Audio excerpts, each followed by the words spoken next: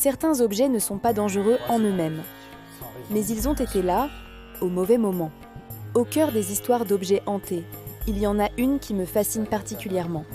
C'est celle d'un petit carnet en cuir, d'apparence tout à fait ordinaire, retrouvé dans une vieille librairie de Prague.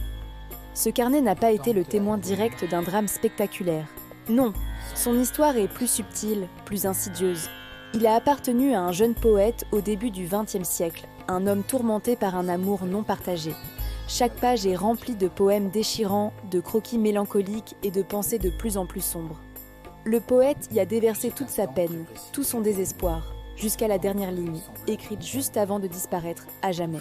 Ce n'est pas le carnet qui est maudit, c'est l'écho de la tristesse qu'il contient. Les personnes qui l'ont possédé par la suite ont toutes rapporté une expérience similaire. Un sentiment de mélancolie profonde qui s'installe sans raison, des rêves tristes et une créativité soudainement bloquée, comme étouffée par un chagrin qui ne leur appartient pas. Un collectionneur a tenté de brûler le carnet, mais il a ressenti une angoisse si forte qu'il n'a pas pu aller jusqu'au bout. C'est comme si l'objet refusait de laisser disparaître la mémoire de son premier propriétaire.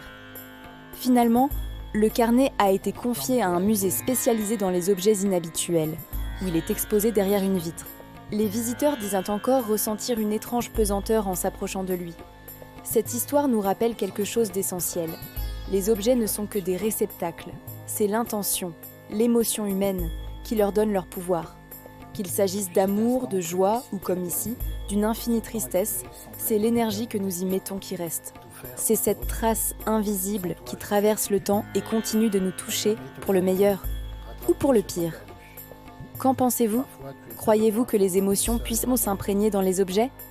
Dites-le moi dans les commentaires.